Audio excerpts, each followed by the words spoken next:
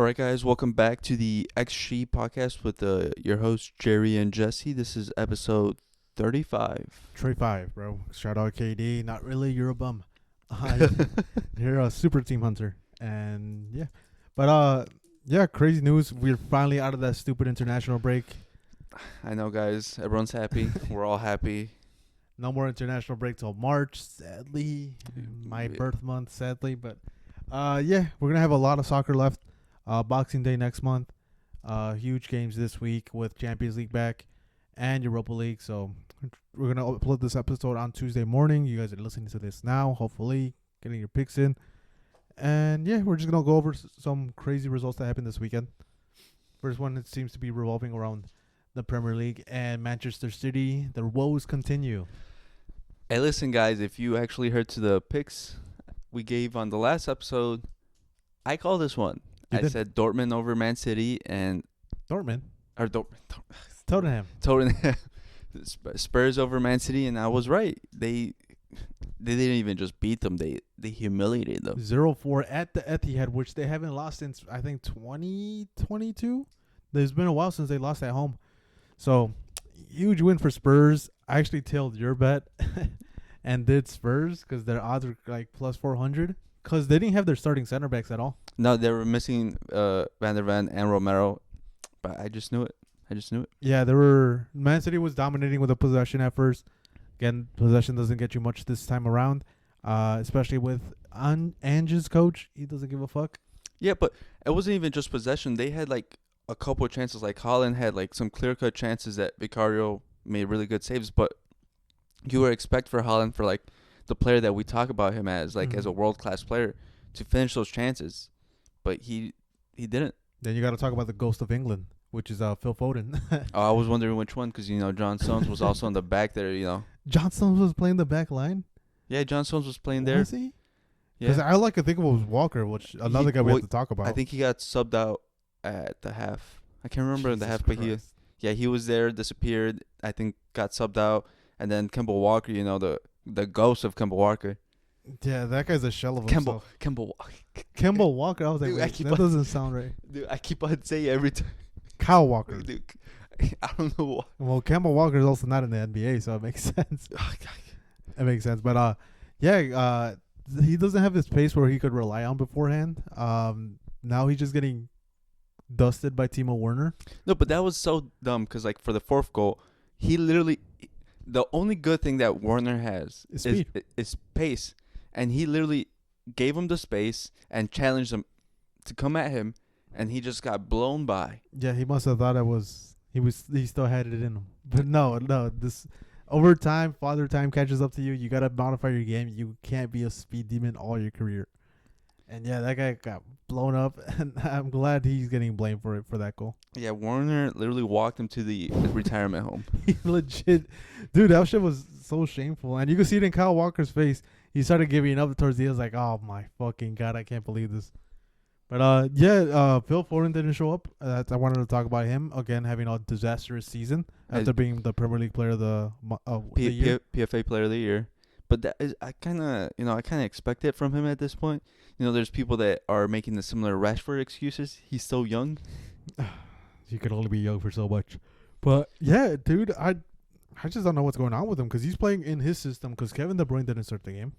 Well, yeah, this is the thing that I've seen people say is like, oh, but he's so young and things like that. But no, like, after last season where he was PFA Player of the Year, you're going to be held to a certain standard and he has to uphold it. Like, you're no longer playing on the left, right wing like how you were in previous seasons or when you were a part player.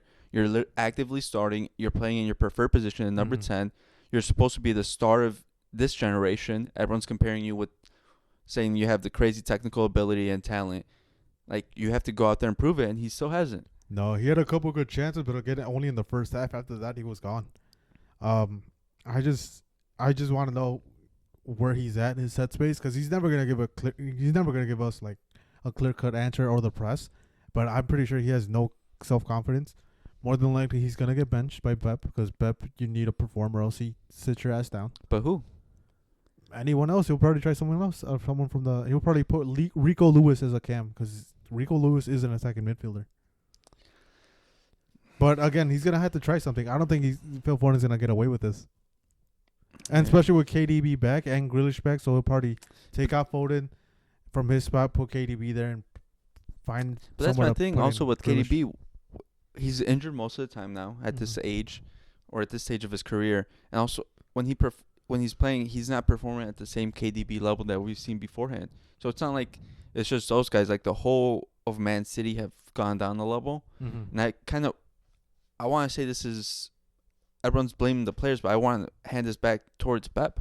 Yeah.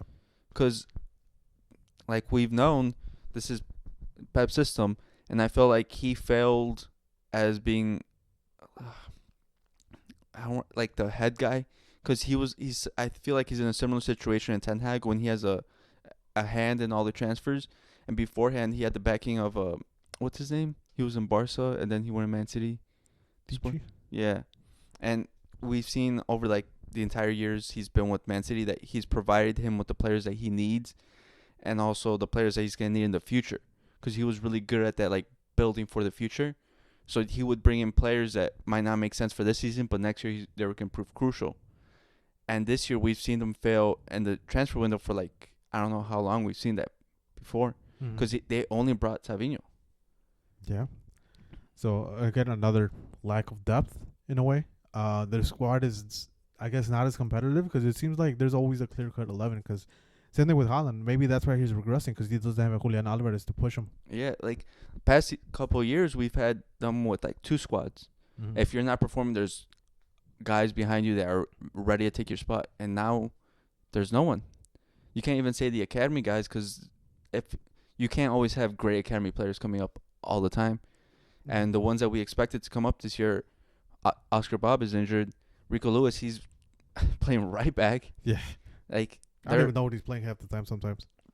like it's tough, and we've always known Pep to like he doesn't handle any bullshit. Like what we saw with Joao Cancelo and all these guys, where he would chip them out. Mm-hmm. But now it looks like he doesn't have the personnel to be able to do that anymore. Yeah, he doesn't.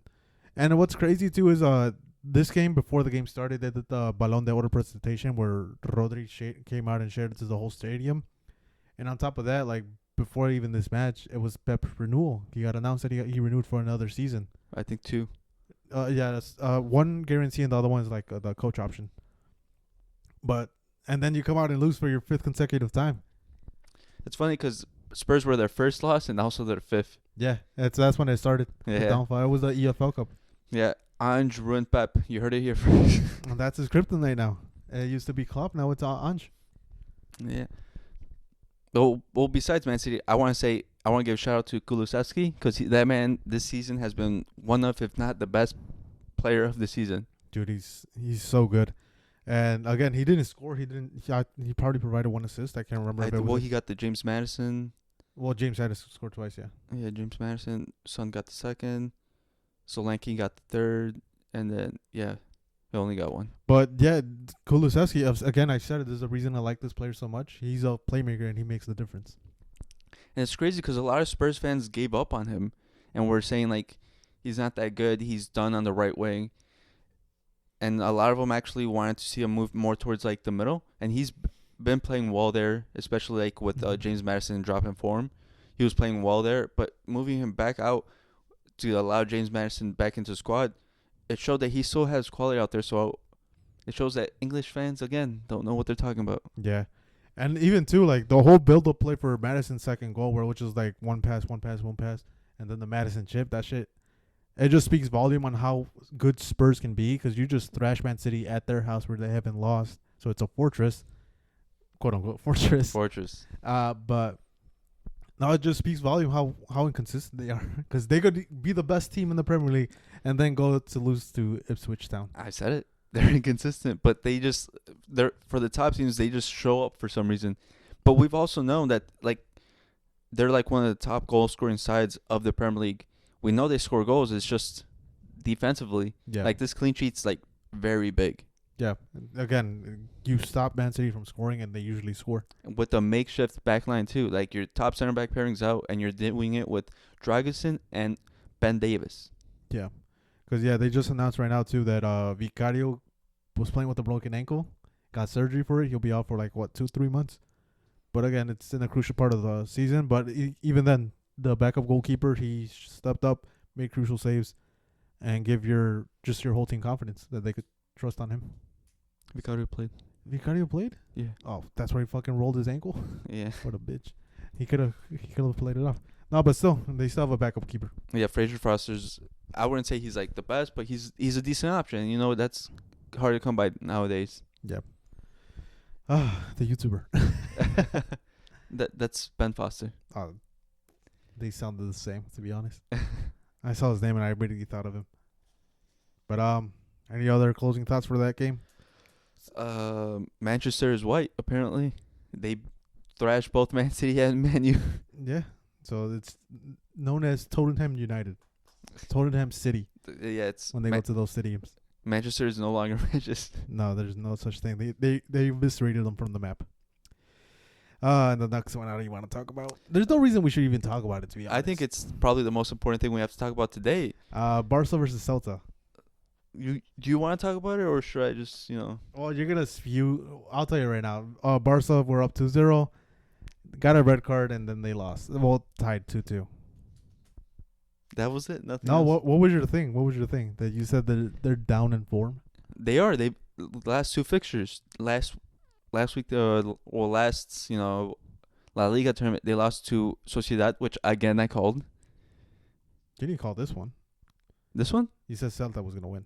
Let's be honest. Hey, listen, they had the chances. But, yeah, it was Casado got a red. He got 2 dumb fouls. And then also Araujo or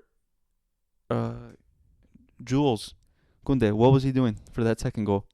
It was just out of focus, bro. But again, it's not that they're out of form. They were up 2-0 in the game. They were controlling everything. And then Casado makes a reckless challenge, gets a second yellow, and that's where all the problems start. But Jules Koundé also was a... Oh, yeah, he had a really bad game. And he's susceptible to that. All the players are, but... Again, this would not be a conversation if Barca won the game. But, yeah, it was just a lack of concentration. Maybe the red card fucked them up or something. But it was immediately 5 minutes after. Yeah, it was very quick because the red card was, I want to say, the 81st minute. Yeah. And then by the 85th minute, it was tied, and then they were going for it. No, yeah, and I kind of saw it coming after the first goal that they were either going to lose or tie, because if that goal comes that quick after a red card, you're susceptible to another one. Nerves start kicking in. You don't start playing the game that you were trying to plan when you first got the red. So, but 2 bad results back to back. Again, we came out with points, which is a good thing. And again, both these games were away. It'll be a difference, and I'll probably hit the panic button if they lost those points at home. Again, one game, it's a very tough environment to play at, which is Sociedad. The other one, we had the whole game in our hands. We threw it away. I don't know. It's not like it was 11-11 and they fucking choked the 2-0 lead. But it wasn't like it was a random... It happened for no reason. It was obviously mistakes that Barca made for this result to happen. Red card, yeah. And then also on red card not being called on Mingueza, which he got full set of fucking studs on the back of Rafinha's Achilles, and that doesn't get called. In La Liga, I'm just saying. All I'm saying is the title race, which people were calling over, is for some reason very close now. Well, the one thing that I told you that when the Valencia-Madrid game got canceled is Valencia getting form, and looks like they started off hot, but we'll see how it continues. But yeah, they lost. One thing I do know from that match is that Guillermo, the left back, the young, quote unquote youngster, he's 21, 22. He's not playing in this side anymore. He does not look good. He has not looked Barca level since he's came up. No, he had a good preseason, but then during the season, him and Sergio Dominguez, again, another reason we lost the Osasuna game, because of those two. They had bad performances. Then Guillermo, again, he gets another start. He gets subbed out at halftime because he was just having such a bad performance. And Hector Fort, which was pretty much all the way in the depth of the depth chart, he got suited up and he got pushed up to pretty much backup right back and left back. Which he was playing pretty good, not gonna lie. But yeah, Guillermo, please never wear a shirt again. Like, God. All right. Next we got what? Ipswich. They should have won. Amorin. Amorin. First match as a Man U coach, which again expected. You don't expect them to win off the bat. Well, it's also a very different, like, difficult situation because he's going in, no preseason, no nothing. Like, he maybe international break, but still you're still missing key players. You're implementing a whole new system. Yeah. But at least he didn't lose because it's a better record than Ten Hag. I think Sir Alex, and then I can't remember someone else I saw. David Moyes, Yeah. Solskjaer, one of those. But yeah, I really didn't expect much from this match. Man U went up early. Ipswich was the most dangerous team, which they kind of missed the sweat. And shout out to Onana for making that save. Onana was like man of the match because Ipswich had so many chances, so many clear-cut chances. Mm-hmm. They were dominating Man U, and they just looked out of sorts with the new system. Mm-hmm. Especially the three in the back formation. They looked like they struggled with it. Yeah, and again, I think it's gonna be like more or less the story of the season for this. They might start giving out like stupid headlines, of course, that Amorim out, but he even said it himself, like it's gonna take time for this team to be good and for things to start changing and the results we want. So yeah, just give them patience. I'm gonna keep watching Man U matches to see how it slowly starts to develop. But yeah, you can't blame the new head coach for that. Well, we're forgetting who we're talking about, Jerry. Yeah, Premier League fans. but the one good thing is, I'm surprised Ten Hag didn't play him as often, which is Diallo. I really like Diallo as a right winger. Or right middle. He was playing a right wing for him. He was showing him. But he was hardly ever getting game time. And if there was someone on the right wing, it was Garnacho, which is his favorite wing is the left. No, but he would occasionally get a couple starts. Now, he's transitioning him to like a right wing back. Mm-hmm. And the good thing about Diallo is like he does have pace, so maybe that works out. But I don't know. We'll see. Because it was interesting, especially the formation. He played with Eriksen and Casemiro as the DMs, and then Rashford is a striker, Diallo is right winger, and Garnacho is left winger. Like I said, Diallo was right wing back because it's 4. Well, yeah, my bad. I just meant like. And then it was Bruno Fernandes that was supposed to play in that area. Like I said, he doesn't really play with like a 10, but Bruno Fernandes was supposed to be like right wing, or like right forward, and then Masuari was like left wing back. But I don't know. I see the players and I see the system and it doesn't work for me, especially Bruno Fernandes. I just don't think he works in the system. Oh yeah, he might get sold to PSG. But yeah, again, you gotta give him time because none of these players were his players. Even Bruno, he was sure this guy was at Sporting, but that was not Bruno's coach. No, he came in after. Yeah. So again, this is not his team. This is not his system. He's trying to get rid of the surprising thing is Ugarte didn't start because he was his player and he was part of the system. Yeah. Maybe he just has a knock or something. Didn't see something comfortable. Again, I don't think he wants to change too much instantly. But eventually start slowly because, again, he still needs results. He still has to finish top table, like some kind of European competition. So he wants to remain competitive. And again, Ugarte just got there this season. Did he play a whole preseason? No. So again, he doesn't have the chemistry compared to like the other players he did start. We'll see. I think it's an interesting situation for Man U, especially because of the announcement of when this came. It's like an awkward situation. Yeah, it is. And what's even awkward is that I don't think Xerxes gonna stay at Man U. Looks like they're not gonna trigger his buy option.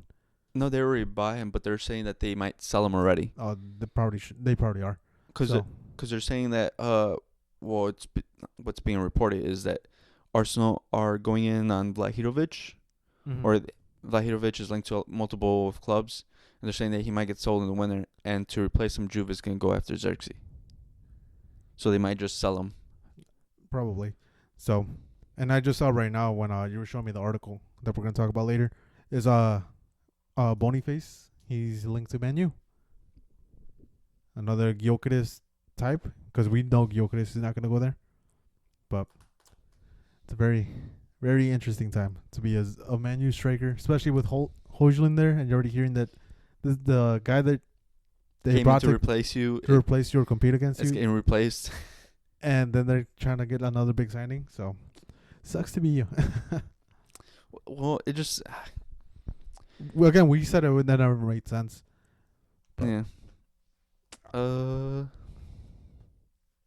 Liverpool. Oh, you had Liverpool? What do you have? Valencia versus Betis. I have Liverpool. Okay, we could go Liverpool. Damn, I didn't even write it, but yeah. The Liverpool comeback against Southampton. Mm-hmm. They were down 2-1, Mm-hmm. and then Mo Salah. Classic Mo Salah. He decided to turn up, which is also crazy that the statements he made today, random before this, that Liverpool hasn't even reached out to try to come up with an extension. Yeah, he says he's more out than in.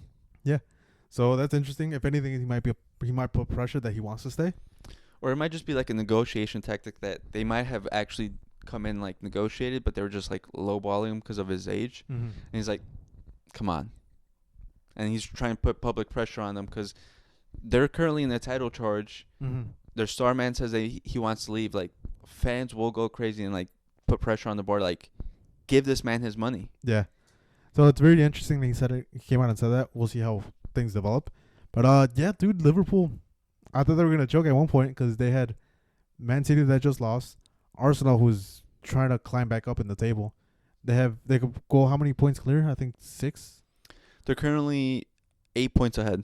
So they could have gone down to like 5. So yeah, it was just glad for them to show up in that show because that was you thought it would be an easy match against Southampton.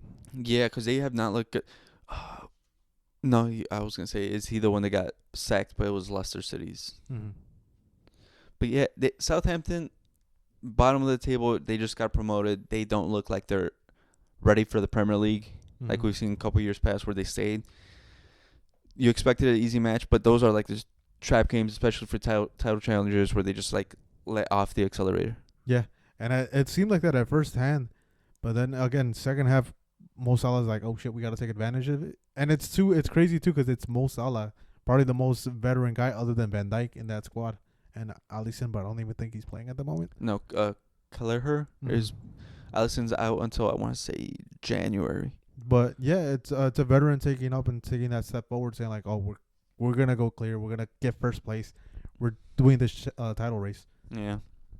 And especially too, because like coming up this weekend, we're gonna talk about it and give our predictions. But it's Man City versus Liverpool this weekend. Yeah, and it's a big game because potential to go.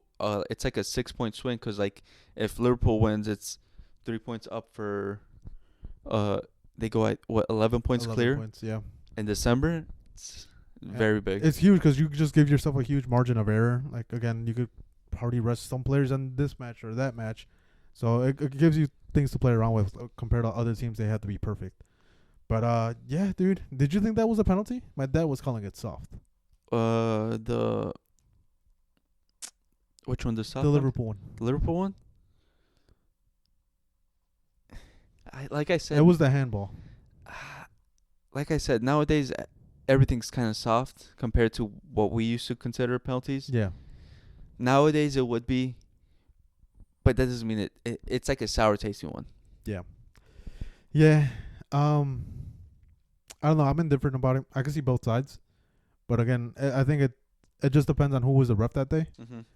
I think another ref probably would have called it the other way. Mm-hmm. But I do see refs calling it a penalty as well. So I'm not standing in the middle, but I can see both sides. I think that it's because nowadays it's like we've always mentioned. There's so much difference in how games are being called in every region. Like especially like the Premier League goes by different rules compared to like the Bundesliga, to the Serie A, to La Liga. We see calls that would be called a certain way in a certain league called differently. Mm-hmm. So it's hard to get a grasp on in current football what's a penalty, what's not, and what's a different like rule change. Yeah, definitely. So yeah, this was one of those games. Anything will get more clarity coming next season on how these calls should be made. Again, VAR could have easily called in and be like, no, it's not a handball. But in this case, they called in and said like, yeah, it probably is a handball. Yeah. So yeah, we just gotta take it with a grain of salt and move on and see if it gets called next game. But it also depends for who. Yeah. It might have been just a gimme for Liverpool since the FA is currently investigating a former ref saying that they. Probably. Yeah, there's a whole situation with the ref. They're being nice about it. Next game was Valencia versus Real Betis. Valencia's first game back. First came back since the whole Flooding. storm situation they've had, and they 4-2 win against Betis. Yeah, which is, again, this is a huge surprise because we have been watching Valencia all season. Not looking great. They were bottom of the table. This was their first win this season, and a big one because it might help revitalize the season. No, I think this might be their second win. Is it? But yeah, they have a couple points. But yeah, like you said, it might help revitalize their season. They got a couple weeks of training without having to worry about matches and probably building up that chemistry. Because again, it's not like they were training the whole time. They also were helping out the community and everything like that. Yeah, second one. But yeah, it just gives you huge hopes. And of course, you have a city that's suffering due to what happened. But they're trying to come together and watch a soccer game, and it just motivates the players even more. Yeah, sometimes a tragedy, even how unfortunate it is, can sometimes revitalize a city or revitalize the people, and they just use this to come together and then elevate. Because they're really struggling this season. Mm-hmm. This might help them to surge right back up. Yeah, and again, it's a Betis team that was in 8th place at the time. Having a pretty decent season, normally where they're at. And again, yeah, Valencia. Where are they playing? Are they still playing at Mestalla? I think so. I think it was at La Masia. I don't think it was damaged too much, the game or the stadium. Let me check. It was. And again, this is Yeah. Valencia side who's Mestalla. not making any fucking signings. Well, we've explained their financial situation. They're in a horrible situation. Yeah, I got more money than them. Sadly. That's you know that when we have more money than them, when it's bad. No, we probably don't. But yeah, it was a bad situation, but luckily they won. And we'll just gotta keep monitoring that, to be honest. See if they can start making a surge, because they were dead last, right? They were dead. Well, they were dead last. Now they've kind of risen up. Well, They're in the edge, and I think this one pushes them a little bit ahead because Yeah. I think they have 10 points right now. Yeah, and again, them being they're not gonna win the title or anything, but they were challenging. I guess staying in promotion. So those 3 points is a lot for those relegation battles. Even if they're not challenging for a title, just the higher up the board they can get or the table, it helps so much for their financial situation. Yeah, then you know where you're at with that, and you're not in ambiguity or something like that. Yeah. Now the Basque Clásico. Yes. The And Basque was there ever a doubt? Bilbao versus Sociedad. Yeah, was there ever a doubt? I think there was because Sociedad was coming off a win against Barca. So they looked like they could have, done something. And plus, everyone knows in a derby, everything goes out the window. Facts. And It was only a 1-0 win. yeah, and I kind of expected it like that. That's why I was afraid to bet on this match. Because this weekend I made a over-under goals for the games. And most of them I put over 1.5. But this one I had a feeling it was going to end 1-0. So I avoided it. I don't like betting unders, but this one was having me contemplate betting the under, but I just avoided it completely. Again, Bilbao getting huge dubs just in their house. That stadium is amazing. The atmosphere is crazy. I think it's one of the best stadiums in Europe. And they're proving otherwise. It's proving me right, I guess, in a sense. Mm-hmm. Because, yeah, they just keep showing up, bringing up the atmosphere. Again, it's at Real Sociedad side that just beat Barcelona, the best team in Europe. Oh, Not anymore. Oh. Well, at the time, Jesse, at the time. Give me a second. All right. Was it Madrid? Madrid the best team in Europe? It might be. No. But, yeah, just huge. It throws that momentum away that Real Sociedad had, sadly. Yeah. And I don't think there's much to say about the match. It was pretty straightforward. Yeah. Very rigid. Rigid? Well, it Still was a lot of fouls. Bilbao got the score in the 26th minute, and then from there, I think Sociedad had more possession, but Bilbao had the more clear-cut chances. Yeah, pretty much. Think of Bilbao as Atletico Madrid. As for Real Madrid sadly 1-0-3. I think it was pretty happy. It was actually a pretty makeshift team.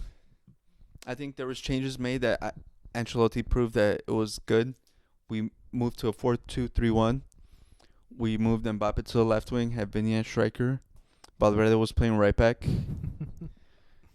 Dani Ceballos finally got a start.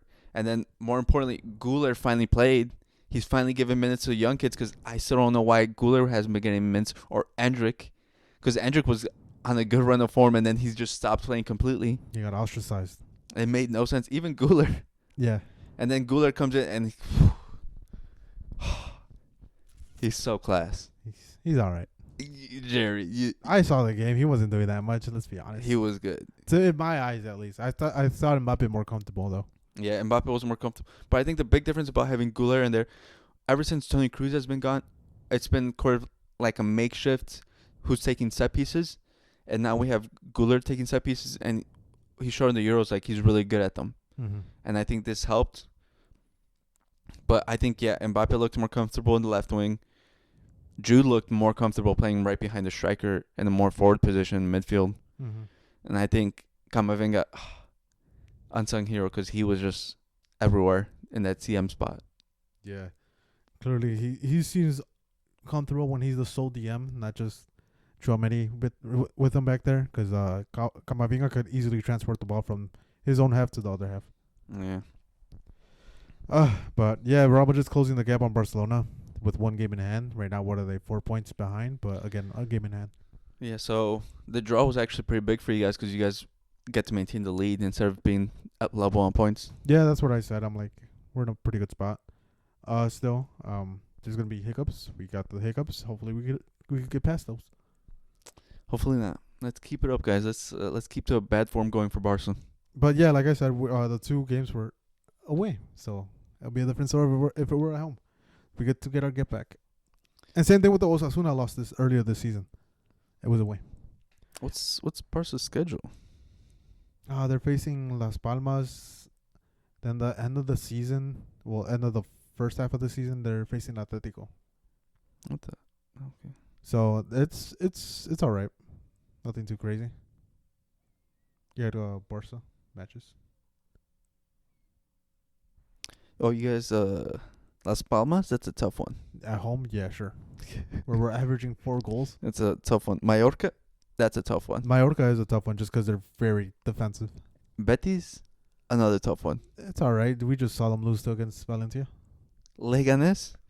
A tough one. Yeah, you just faced them. And beat them with a makeshift team. What does Madrid's schedule look like? I literally just remembered, but I forgot it. Let me look it up. We've got Getafe. And you guys should come up. Then we have Bilbao, which that one's a tough one. Home or away? Away. Oh, yeah, that's a tough one. That's a tough one. Then we have Girona. That's another tough one. Home or away? Away. Yep, tough. And then Vallecano. Away. I think you guys could probably pull off like a 1-0 win. But yeah, it's so tough. Yeah. And then you have the Valencia game on hand, which depends where they're going to put it because Copa del Rey starts also January. I think we're getting it. It's going to be like second half. So we're just going to be... We're going to be low on the rest because it's probably going to be like middle of the week. So we're just going to get like a game and then like maybe one day rest and then the next...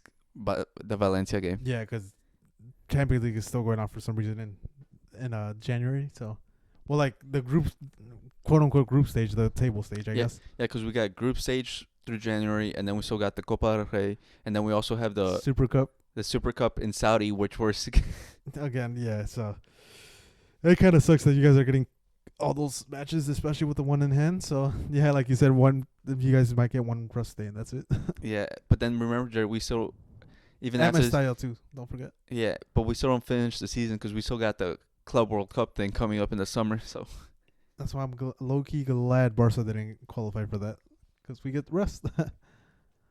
Again, we could have used 100 mil still, but yeah, tough matches. Next one it was Napoli Roma. We're not really gonna get in too much into it. Napoli won 1-0. Yeah, we just wanted to mention it because this is their 4th coach this calendar year. This 3rd coach this season, and they brought back Claudio Ranieri out of retirement to lead the team. Yeah, and poor Ranieri. I hope they don't fire him. He's one of the nicest humans in the world. Your coach's favorite coach. Yeah. So please don't fire him. Who knows with Roma they might go for 5 coaches in a year. Yeah, probably. You want to talk about the Lazio? Lazio situation. We just want to talk about how the crazy turnaround they've had since this preseason, Mm-hmm. because they were having fan protests because of they fired their coach and their Sporting director. sporting director because they didn't have the hunger. And you know what? Sometimes as fans, we might not like a decision, but sometimes it's needed. Yeah, I thought that was a bullshit as excuse when he said that. When he first told me about this, I was like, lack of hunger. That's something they tell you when you're getting fired. They needed a reason for you to fire. Yeah, but they were right. They were. Because they turned around because they were literally in turmoil because of that. Because there's fan protests. It would look like crazy, but they brought in a new coach, a new sporting director that apparently had the hunger they needed, and now they've had the best start ever in the Serie A, and I think they're in second. Yeah, they want, which is pretty cool to see in what is it, in an ownership group, because you want that, not just be complacent, because they were always mid-table in some European competitions on occasion, but now that they want to actually go for it, and they try to find someone that aligns with their goals, and they did. And it's good. And sometimes it shows that us fans, we don't see the full picture. We don't know what's clearly going on in the club because we're not there, and sometimes we need to sit down and shut up, and they showed us that they're right for once. Yeah, and sometimes you're afraid to change, and yeah, you're just scared that you might get relegated or something. Because I'm pretty sure that's what a lot of fans were thinking of. Because they're probably like, "Oh, we've been in the Serie A for so many years." Yeah, but how many have you won? Yeah, And that's what the ownership was pretty much kind of asking, or telling their previous coaches and sporting directors. and it's good that they made changes because look at them now. Yeah, Good They're- story. They're eating up all those dividends. Yeah, it was a quick article that you showed me too. Yeah, which it was website? Huh? And which website? Football Italia. Check it out. But yeah, it was a quick read. Yeah, it's really good. Now comes the best part of the fucking show, which is the predictions. All you fucking bettors, you guys better be listening. We have the locks. We're gonna go over Tuesday Champions League matches, Wednesday, then Europa League matches on Thursday. So I don't know which. Yeah, Europa Leagues, and then league matches. All right, ready? Yep. Brest versus Barca. Barca. Brest. Bayern Munich versus PSG. I like Bayern. I think that's pretty Yeah. straightforward. Yeah, I got Bayern. PSG lacks the composure. Yeah, similar to like Brest being Barca. I think Brest is just. Yeah, sure. This is hatred picking right here. Yeah, I know. Leipzig versus Inter Milan. You were Inter- conflicted on this one. I was. This was very hard for me to pick. I feel like both teams. They're like in. It was. I don't know how to explain it. They're just so. In my head, they're so even. Mm-hmm. Especially. But I went with Inter. Just narrowly beating Leipzig. I'm going with Leipzig, the younger team. Which I'm surprised because you have called Inter a very old team, which they are. They are the oldest team in the Serie A Mm. on average, but I picked them because of their experience. Okay. I think Leipzig gathered up enough experience the past 2 Champions League campaigns, so that's why I'm picking them. And because they're also playing in the San Siro. Yeah. Sporting versus Arsenal. We called it once, we're calling it again. Sporting. Dude, they're playing at home. They're playing against a no-name team called Arsenal. You know, it's a lowly team. They don't have the mentality. My Arsenal haters, where we at? I'm here with you. Yeah, make some money. They're like plus 260, I think, on DraftKings. Again, Arsenal's going up against the best striker in the world in Gyökeres. They're also a force at home, which they have a win streak. I can't tell you it right now, but Amorim might be gone, but you know how they say you get a new coach and you're in a honeymoon period. They might just drop 4 on them. yeah, and whoever the coach is, I'm pretty sure they didn't tweak too much. If anything, if they were smart, they'd probably get a coach that resembles Amorim's style to try to compete at least for this season. Yeah. They might just even keep it simple and, that's all you need to be Arsenal, really. Or conspiracy theory, they have Amorim on the phone the whole time with the interim coach, and he's calling all the shots. I don't know, but all I'm saying is we might be seeing Saka's limp again. For the Wednesday matches, the first one, Aston Villa versus Juventus. Juventus. I got Aston Villa. Juventus. I've been saying it. I've been riding with my boy Thiago Motta. I like the squad. It's a very young squad that's showing improvement throughout the season. They have some very good players. One of them is one of Jerry's favorite players. Yildiz. Conceição. Oh, Concentrao. And he took over that right wing back spot, I guess. The right wing spot, yeah.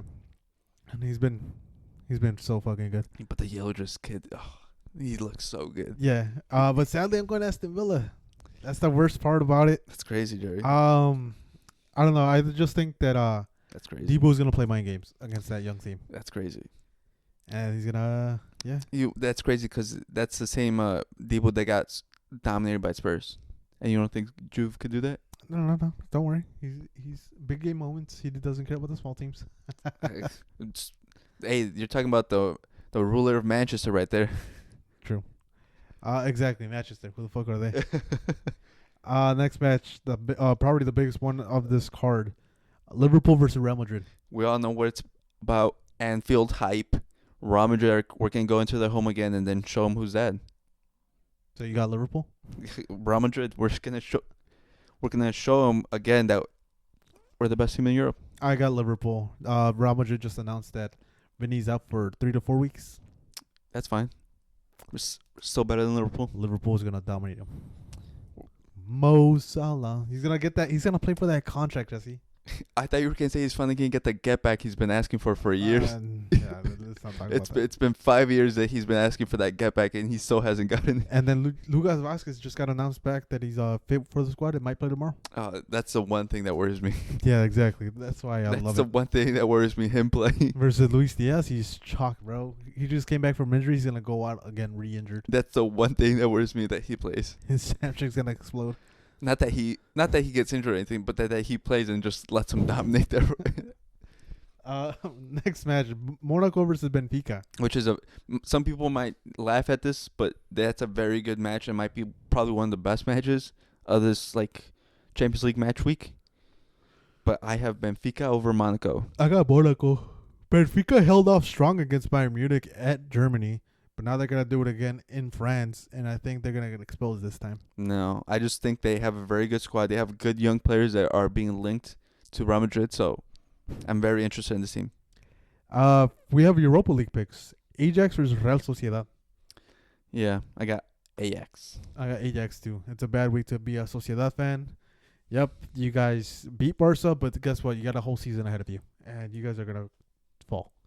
Yeah, Ajax is just one of the better teams in this competition. They're slowly but surely getting form again and trying to be competitive in Europe. Yeah. And this one you got to make a decision on. It's Spurs versus Roma. Yeah, this is the one I said. I'll say it right now. I got Spurs. See, most people might look at me crazy, but I know this Spurs team. They just came from dominating Man City, but they also just lost to Ipswich 2 weeks ago. When they were up 2-0. Yeah, they also, after beating Man U, they lost to Brighton. This team is inconsistent, and this inconsistency always comes back to when people think they turn around the corner. I'm going to give it to Ranieri, Roma. Give me Tottenham all day. All day. I'm going to hammer that fucking money line with the EX. I'm going to parlay it up. Just by the way, if you want to make a huge parlay, go ahead. I'm just doing it by days. I don't want to parlay the whole fucking thing. Yeah, that one was a tough one. Yeah, that one was. I just came up with this. Well, for you. For me, it was pretty good. I don't trust the Spurs team. I know, but eventually they're going to have to come into form, and I think this is the time. That's what we've been saying forever. Yeah. And now we're going into the league games. It's a huge one this weekend for the Bundesliga. It's Bayern Munich versus Borussia Dortmund. Clásico. Der Clásico. Der Clásico. Der. Yeah, it's D-E-R and then K. And they're playing in the Signal Iduna Park. That's why I got Dortmund. That yellow wall. I got Bayern Munich. They're the boogeymen for them. Nah. They bow down. That's their daddy. The yellow wall is a fortress for everyone else. We'll see. But yeah, I have Bayern Munich. Dortmund. Nuri Sahin, he's going to show him what a real coach is to Vincent Kompany. Probably. But yeah, it's a good matchup. Two new young coaches against one of the the powerhouse of Germany versus the people's champ, which is Dortmund. Then we have West Ham versus Arsenal. Oh, I didn't write that one down. Who do you got? Oh, I already. Do I even have to ask? Let's go Hammers, baby. I got a draw. Yeah. We're gonna be blowing bubbles. What the fuck was that? You're like, yeah. You just kind of like, you were unsatisfied with the answer. Yes. I got a draw. I got hatred to feed. I'm a hater, and we're gonna be blowing bubbles this weekend. Let's be honest, dude. If they're probably gonna tie just because Mikel Arteta is anti-football. Oh yeah, He's transforming into fucking Mourinho, and just parking the bus. Yeah, but at least Mourinho was true to himself. Yeah, this guy's not. So that's why I think it's gonna be a draw. But West Ham is coming off good form. They just beat Newcastle today, 2-0. Yeah. And they're gonna beat Arsenal. And we're gonna see another limp of Saka. The next match is Chelsea versus Aston Villa. I have Chelsea. I have Aston Villa. They had a bad run, but now they're gonna get it back. Unai Emery, he's gonna come back. You have them losing this weekend. I mean, during the week versus Juventus. Yeah. This is their bounce back? This is their bounce back. Dude, Juventus is a big team. They're a good team. And then they're going to go back to the Premier League and they're going to play a Chelsea team that, it's not big. I got Chelsea just because they have the rotation. They're not really going to play their starting 11. Their strongest starting 11 in the European competition. Liverpool versus Manchester City. The big match we mentioned earlier. Yeah, I actually changed my prediction. What do you got? After thinking about it some more. I previously had them as a draw. I've changed it to Man City winning. You have Man City winning? Yes, to make everything more interesting. Why? Because, like everyone, I've seen so many people, a lot of Arsenal fans, start counting Man City. And you know what happens whenever you count on Man City? They come back and lose. They win. Yeah. And Pep, I think he finally figures something out. Enough to beat Liverpool. I think it becomes too big of a moment for Arne Slot. And, it makes the title race interesting. I got Liverpool. But this is what I'm saying. If the line is very, very good for Man City and they're the underdog for some reason, I'm probably going to bet City. See, look at this. He's not even faithful to his predictions. So if this... No, for the predictions, I'll stand by Liverpool. But do I want money? And there's a possibility of money and Man City being the underdog? I'm taking Man City. See, I'm faithful to myself. But, yeah. Again, if I'm betting, I would avoid this match. Yeah. Would you bet on this match, be honest? No. This match has been notoriously known to teeter-totter. And it's also known to, no one knows what happens. Yeah, so if anything, avoid this match for betting. This is the warning. We've said it. And if anyone comes back in this video, but you guys picked that. I'm like, we said it after. Did you guys finish the fucking clip? No. And then we have Villarreal and Girona. Girona all the way, bro. I have Villarreal. Girona's been playing great in the league. Recently, they started getting great results, scoring a lot of goals. And I picked Villarreal, but I messed up. Did you? Yeah, because I thought they were playing at home, but they're not. They're not. In the Madrigal? No, they're playing in Girona. In Barcelona. But you know what? I said it, and I'll stick to it. Okay. I man of your word. Next match, it's kind of another derby. Real Sociedad versus Real Betis. Isn't that derby? Is that? No, Betis is, I think, Sevilla. Yeah, I just tweak out because of the same shirts, just different color. Oh, yeah. I have a draw. I have Sociedad. They've had a bad week, and this is their get back. This is their get back after 2 losses? Yeah. Okay. And one of the most interesting matches in the, what is it? The weekend match days? Yeah, other than Bayern Munich, Dortmund, is Fiorentina versus Inter Milan. It's, what is it, 3 versus 4? Yep. 3 versus 4. And, guys, if you watched our preseason, I actually predicted Villarreal, or not Fiorentina to be up here, and I got it, dude. And that's why I'm sticking with my prediction. Fiorentina over Inter. Yeah, I got Fiorentina too. Guys. The old team from La Viola. The old team from Inter and whatever side of it, whatever Italian city they're at, Milan. Yeah, they're not gonna keep up the pace. Too many hard games. They're gonna have another hard game this week. in the Champions League, they're not gonna keep up with Fiorentina. Yeah, there's nothing more to say. Yeah. Anything else? N- no, I think my hater has been reignited since Kendrick dropped that album. Fire. You know, I felt the hatred. So, you know, I feel like that's gonna fuel this match results. Arsenal's gonna go down, lose every match this week. Barca's gonna lose against Brest, which is gonna be crazy. And then yeah. It's gonna be a good week, guys. I can feel it. As a hater, I can feel it. No, the only closing thought I do have is Bear fans, we feel you. Oh no. We're with you. Oh, This fucking bitch ass team gives us hope every fucking week. It looks like we're gonna win. We have high hopes. This guy made a fucking crazy drive. We're gonna OT 3-0, and then the defense just implodes on itself, and because Ibrahimovic is very soft when it comes to coverages, and we get destroyed. Not even by Jay Jetta. By their second best receiver, Addison. We're with you. Being a Bears fan, I don't even know what to say. But I do gotta say, I never want to see them on the Hard Knocks ever again, because the amount of false hope they drove into me is insane. You know what this team reminds me of, and that's why I'm like, I have hope for the future. It reminds me of the Detroit Lions 2 seasons ago. Yeah, but they had Dan Campbell. No, they had Dan Campbell as the coach, but still, like the way they were losing their matches, I think they won 2-16 or some shit like that. The way they were winning their matches, or losing their matches, it was by 1 point and by some fucking crazy miraculous bullshit, which is what happened to the Bears. So I have hope for next season. Yeah, if we get the right coach. Yeah, they're gonna get me. They better get a right coach, because I don't want to hear. I swear, if we get another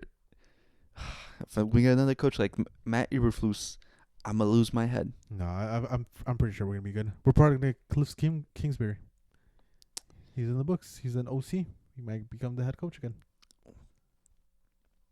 I want Ben Johnson from the Lions. Yeah. I want Ben Johnson, then Clinsbury as OC, and then I want Robert Saleh, because he actually knows defense. I think we have the pick of the litter, to be honest, Jesse. I think we're in good hands. Hopefully. But yeah, and one last thing, Huicho, shout out you. You told me to say this on the pod. Joe Mixon, watch your fucking back. Huicho hates you. If he's ever in the same city as you, or if you're ever in Chicago, run away. Don't look at Huicho. He had a parlay on you. Everything else hit. You won 150K, but you decided not to score a touchdown that match. Yeah. And also, Jay Jetta, why do you hate me? Why? Because when you played against me, you would drop crazy amount of points. But now that I picked you this season, you care about everyone else getting theirs? Fuck everyone else. I'm facing Jesse in fantasy this week, and he's so far projected to lose. I'm up, 49 points, 50? I don't know, man. I don't even want to talk about it. But hopefully I pull through, because I'm still nervous. J.K. Dobbins, if you do this for me, I just want you to know that I'll love you. Please don't. All right, guys. Thank you guys for watching. Be on the lookout. Peace. Peace.